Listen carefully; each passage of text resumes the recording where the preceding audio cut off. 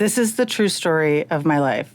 I changed some names and details to protect the innocent. It is marked explicit. Proceed with caution. Want to shop Walmart Black Friday deals first? Walmart Plus members get early access to our hottest deals. Join now and get 50% off a one-year annual membership. Shop Black Friday deals first with Walmart Plus. See terms at walmartplus.com.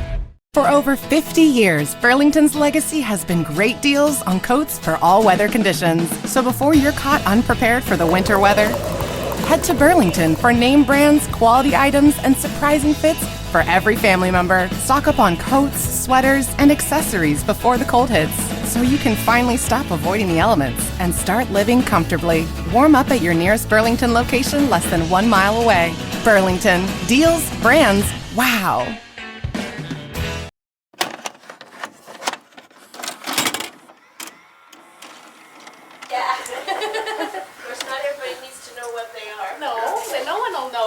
Brittany tells everybody. Oh, I'll tell everybody.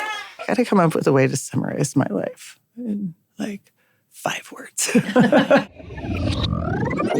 I went into that wanting the dream and ended up with a nightmare, but I had the very best intentions. You probably think this story's about you. I'm Brittani Ard, and this story is mine.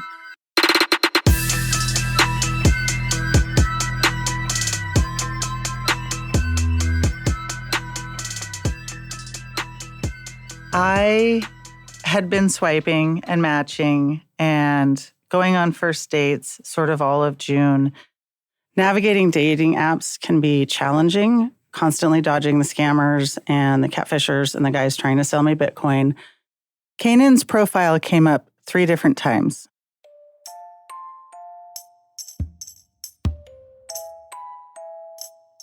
There was a lot more thought around his profile than others. I would either swipe left or swipe right, and it was a pretty easy decision. He was one where I clicked on all the pictures, read all the prompts. For some reason, I was hesitant. But I was attracted. And I'm not sure if it was a look in his eyes or if it was something that I could sense. I don't know if it was the mood, his dimples, the prompts. There was a mischievous grin in his main profile picture. I couldn't tell if it was like comedy or something else.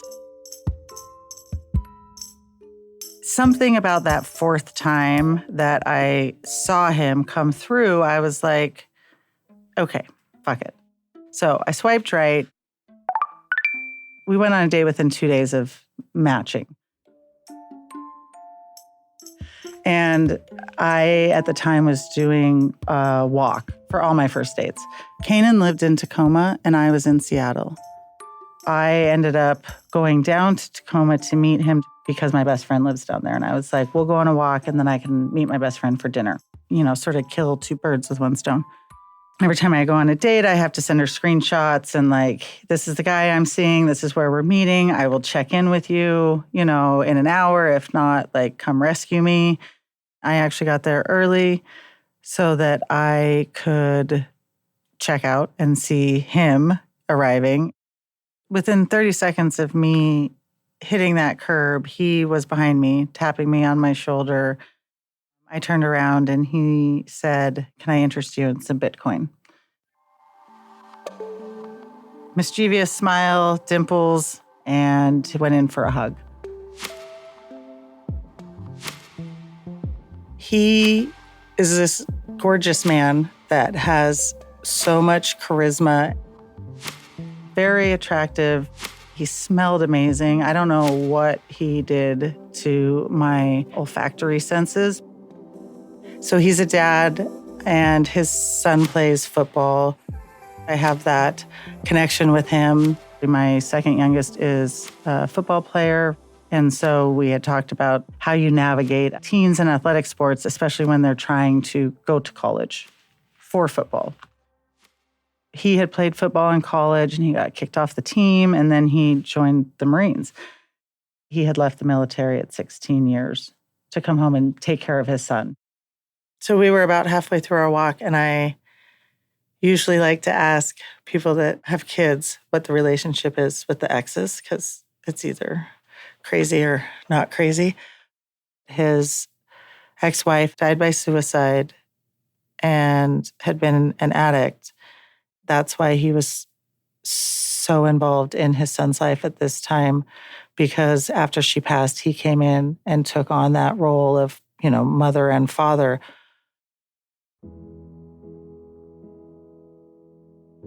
It was just one more thing that I felt connected to. I'm not ready to share that story with him yet. And he said, I'm sorry, did I kill the mood? And I said, no, it's your story. I had told him that I had not been with anyone for a year, that I had taken a year off. Kanon moved to the Pacific Northwest in January of that year and had gone on a couple dates, but hadn't dated since March. And had had a bad experience, and it was the only woman he's ever had to block. Finally, recently, his sister-in-law, Tasha, started this Hinge dating account for him because she was really worried about how lonely he was. And he had told me, he's like, yeah, she'll text me and be like, you got a rose, you need to get online and respond, as if she was getting the email notifications for his dating profile, because the sister-in-law and brother were so invested in finding him his person because he was so alone. He talked about how it was really hard for him with the gloomy weather. And I remember thinking that I needed to get him into red light therapy so that he would have enough sun and vitamin D to want to stay, because now that I had met him, I didn't want him leaving the Northwest. The conversation kept getting better. We ended up walking, I think, for 2.5 hours. His job is working with people in need and helping them find the support for their illness. He matches my giving and caring nature, all of the aspects of my life. He has that same energy for himself and for other people. I had found somebody that I would want to have a connection with. I had totally lost track of time during our walk, and when I realized that I was an hour late to meet my best friend Anna, I checked my phone and I had missed a bunch of her text messages. She's like, where are you? And I was like, I'm okay. I'm going to be late for dinner, but I can't wait to get there because I think I'm going to let this guy fuck me up. I don't know what's going to happen, but I'm totally going to let him fuck me up. My name is Anna Love. I am Brittany's best friend of 28 years. I remember being miffed that your date with this guy had delayed our time at the Matador. That's primary, kind of what I recall from that day. Being very excited for you, obviously, that you had found somebody that you really connected with. And if that's the delay, then super. But also, come on. We have tacos. We have tacos to eat and tequila and or rum to drink. So let's get going. I remember being very excited for you that you had found somebody that you hit it off with. The key things that I sort of remember was him commenting on your Nike Cortez, and being, kind of intrigued by that. We were already planning our next date. I texted him, do me a favor and tell Tasha thanks for me. Hopefully I spelled that right. Trust me, they're thanking you as well. Them being Kendall and Tasha. Tasya. Oh, that's much prettier than I spelled it. I think I'm just gonna flood you with a bunch of random facts about me.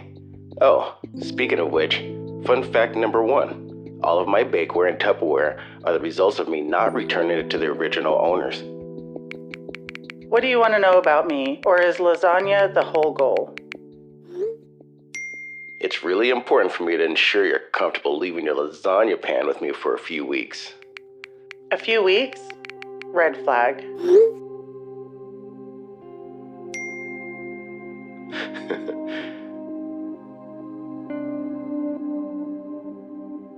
On our second date, he was talking to me about how they wanted him to come to his son's school and do some video recording.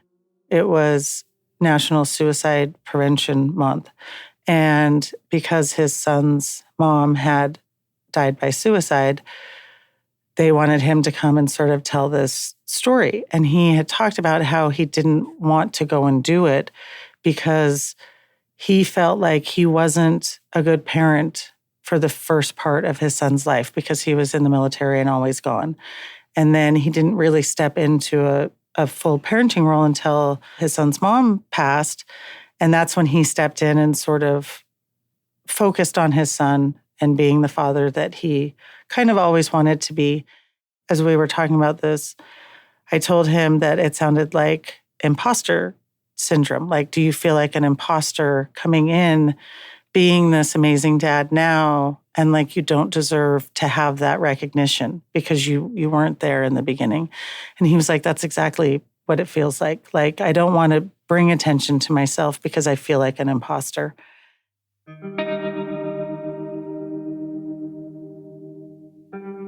There's so many times in my life where I've felt like I'm faking it until I make it.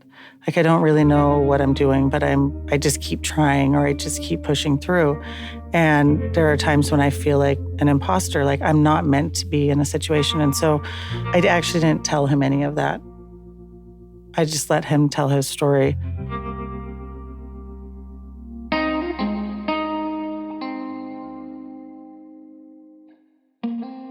There was nothing like spectacular about what we were doing, but on these walks, we got into really vulnerable conversations, and I feel more connected to this person that I've had 2 dates with than I did with my ex-husband because he was sharing so many stories and vulnerable bits about his life, and it was all from the place of, and I learned something from it, and I've grown, and I want to be a better person, or I've decided, I've made the choice to move forward instead of looking back.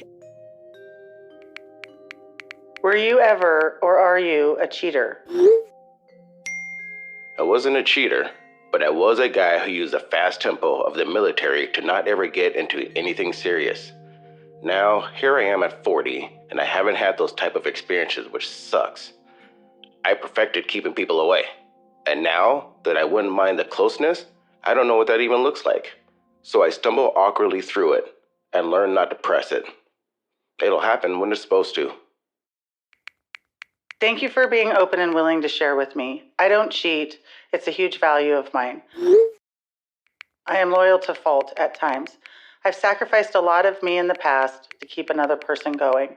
I am not settling for anything less than a partner that I can trust with my whole ass self. I was already starting to write and sort of remember different parts about the date and conversations we were having because I wanted to put them on paper. I wanted to remember the moments, but I wanted a love story. From the first date on,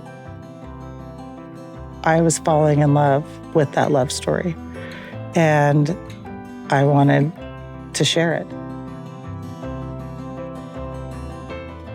I like to write down all of the experiences in my life, and I talked to Kanon about us writing this book together to share our love story, and this is his first chapter. Babe, sorry it took so long. Today was a shorter day, and honestly, it's the first day in 2 weeks where I didn't have something else after work. It feels good being able to pour that energy into you because you do the same for me. I miss you every day.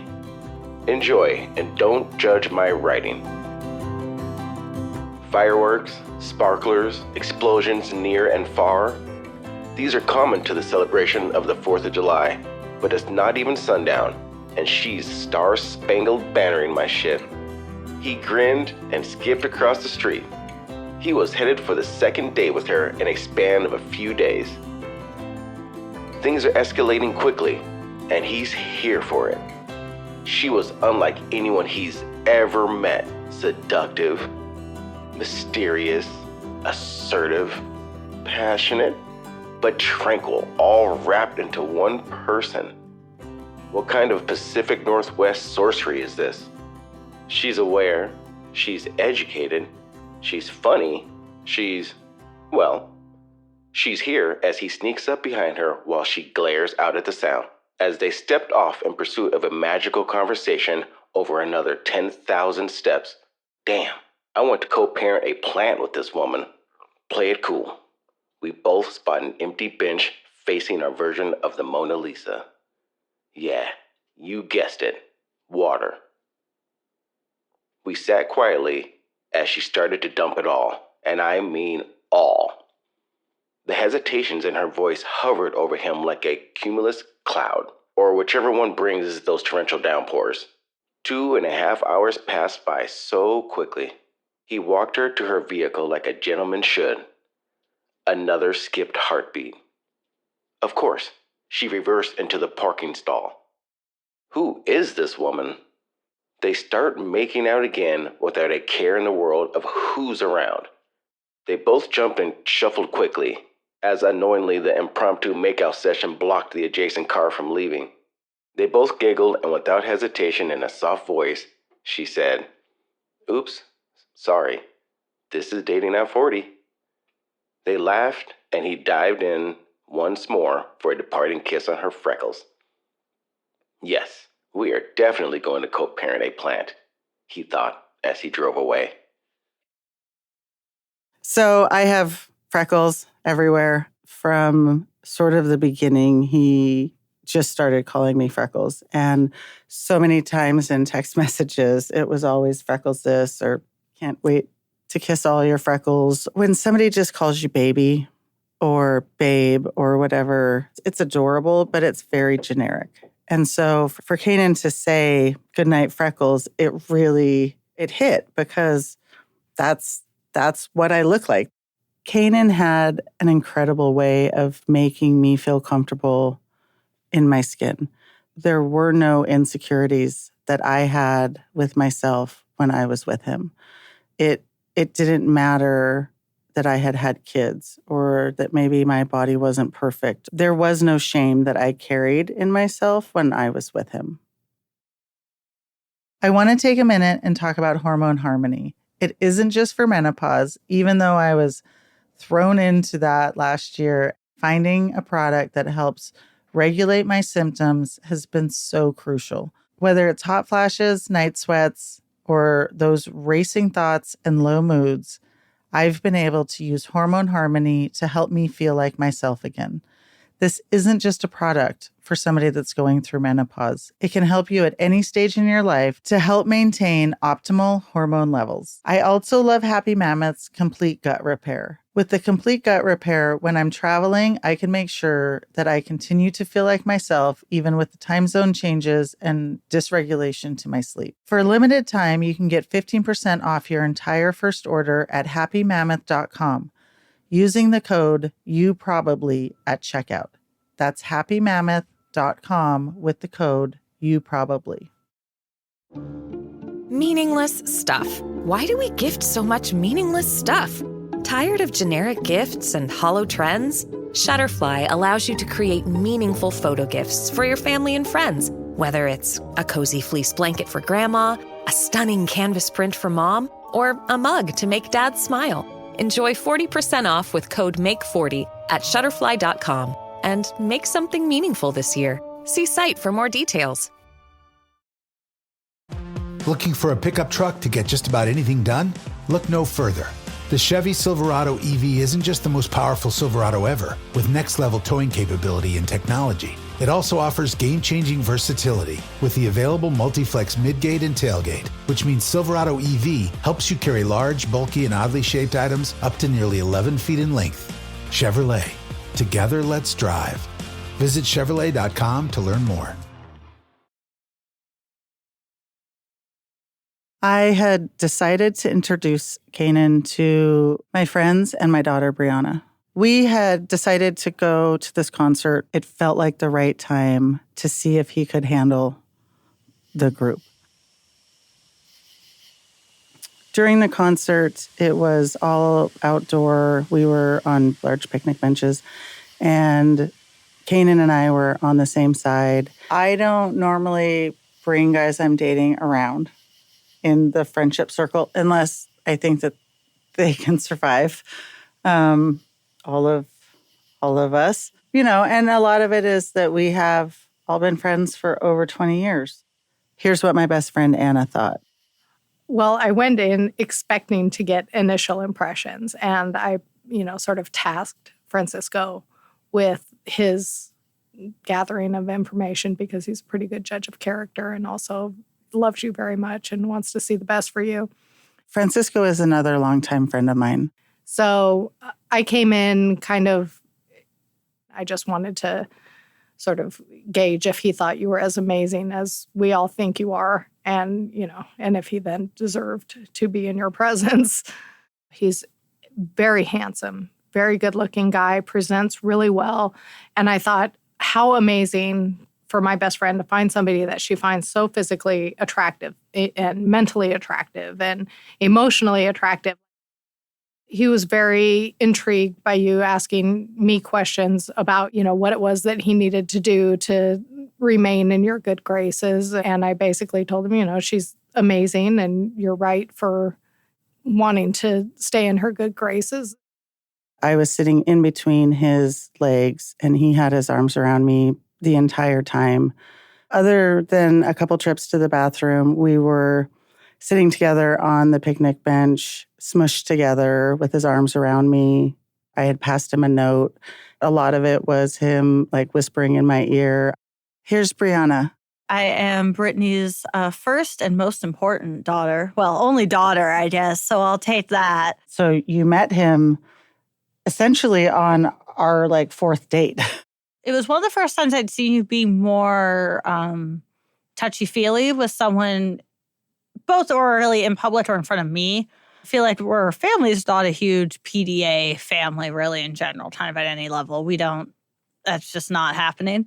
It wasn't even anything crazy, but kind of just constantly in contact with each other.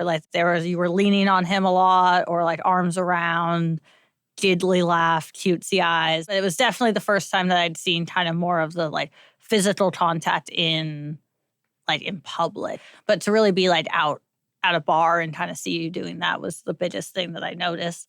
He's an attractive guy. They're having a good time over there. This all seems like good vibes. I feel especially coming out of your divorce and this is your first time dating, it was just this is yeah, you're enjoying yourself. You're having a good time.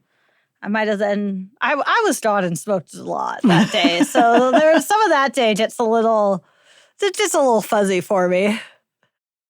He seemed, for all purposes to be a really upstanding guy. He seemed very charismatic and very much enamored with Brittany, which, made sense to me. Why wouldn't he be?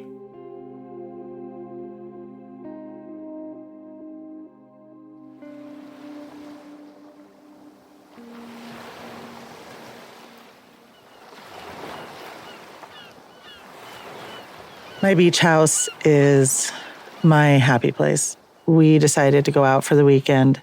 It is where I have spent the last 25 summers and as much time as I possibly can the rest of the year.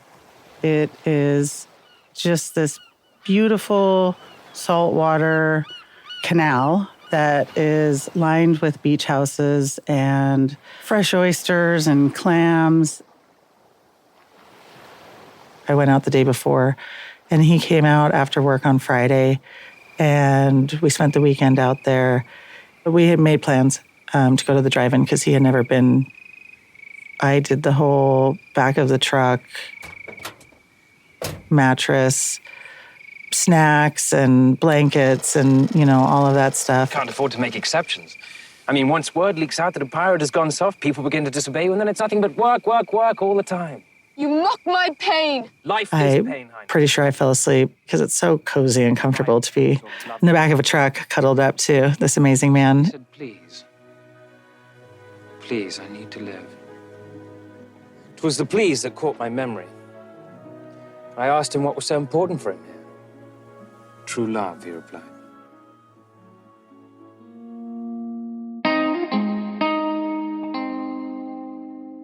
I think he was insecure about his ability to have a solid relationship because he didn't feel like he had had one before. He said, I am so terrified that you are going to find out about how much of a jerk I used to be, and you're not going to want to be with me anymore.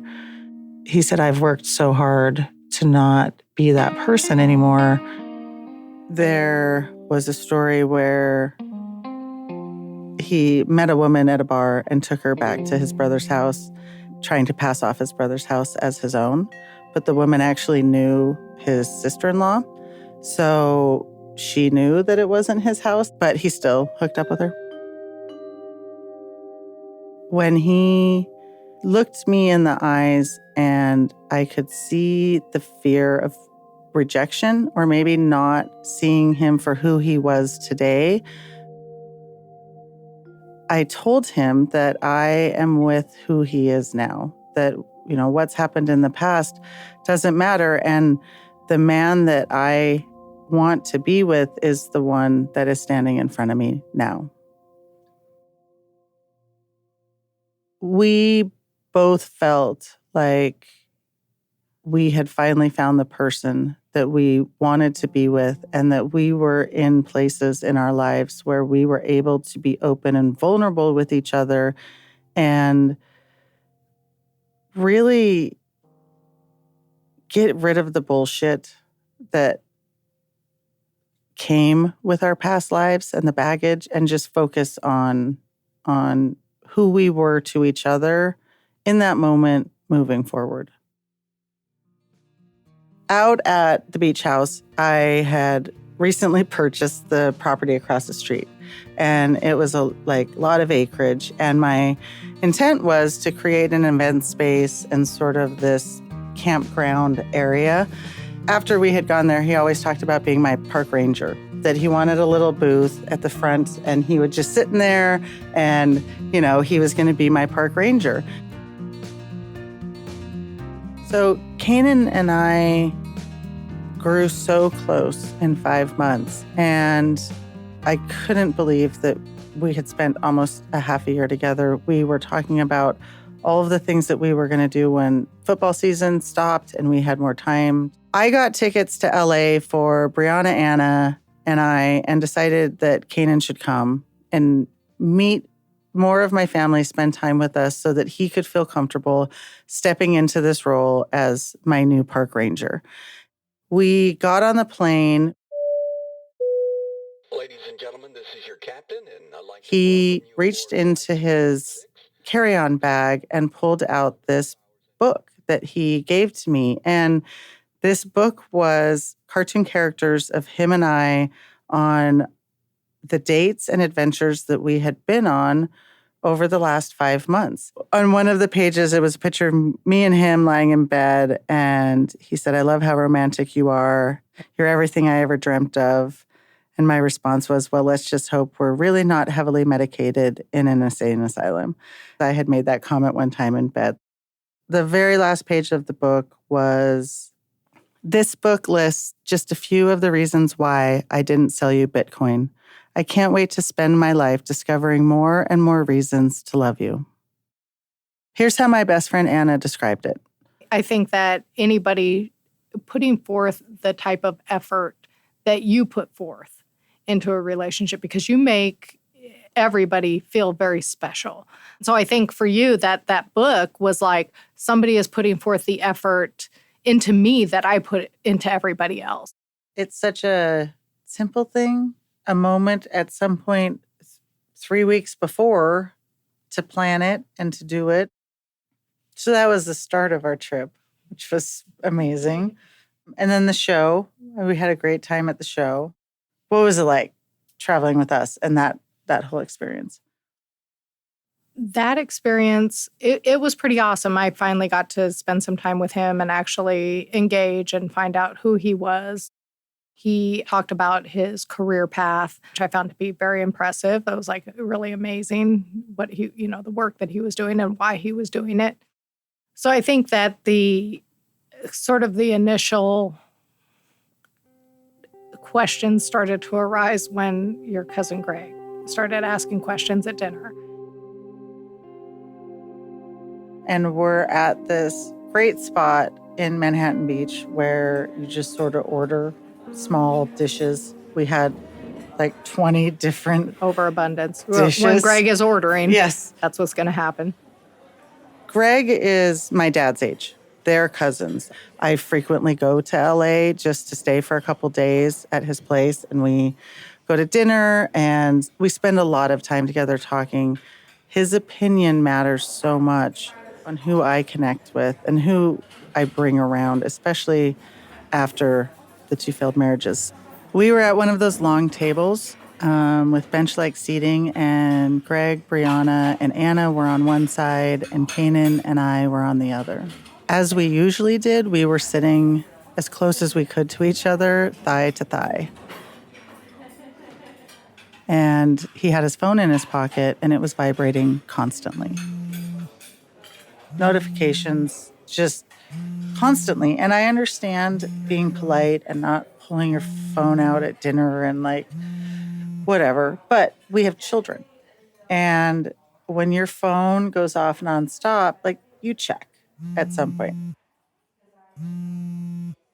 At one point, he excused himself and went to the bathroom. In my brain, I was like, he's checking his phone, something's off. Didn't say anything. And then later that night, we were on Greg's patio. And I remember looking over at the two of them talking. And initially, it's like, oh, I'm so glad Greg is really important to me, close to me. And then Greg asking more involved questions. And there were some questions that came up where we were sort of shooting looks at each other across the table, like, well, that's different than anything that I've heard you tell me before. He brought up his time in the military, and then Greg just is Greg, and he dives deep into whoever he's talking to. He really tries to get to know people. So he was asking him questions about his time in the military, why he left, his work, about his ex-wife, and it's really, for Greg, about getting to know somebody closely.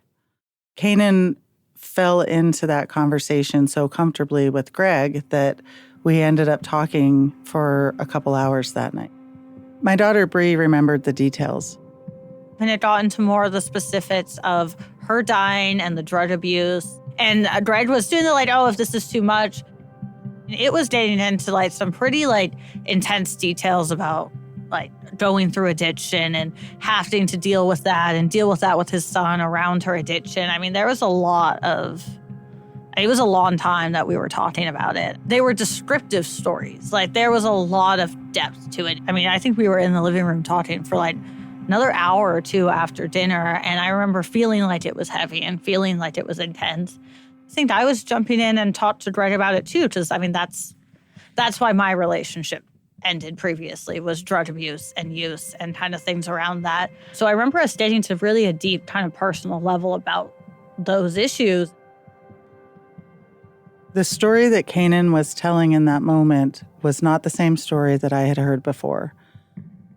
The details of the story that he was telling were different than he had told me previously. And it was similar enough that it made sense, but I also started questioning the story he told me. Or which story do I believe? I remember watching Kanon and Greg talking, and Kanon's everything started to change. How he was sitting, how he was crossing his legs, his tone in his voice, and he started mirroring Greg. And it was incredible to watch. And it didn't make any sense to me because it wasn't how he had ever talked to me. I had never seen this side of him. That, with the phone and sort of some of the other stuff, was for sure the first time that I really started questioning all of it. That entire trip was when he just unraveled.